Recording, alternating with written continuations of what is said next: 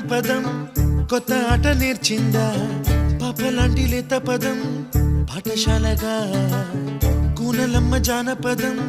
పల్లె దాటి వచ్చిందా చవళిల జానతనం పాట చూపగా కుంచెలో దాగే చిత్రాలు ఎదురొచ్చేలా అంత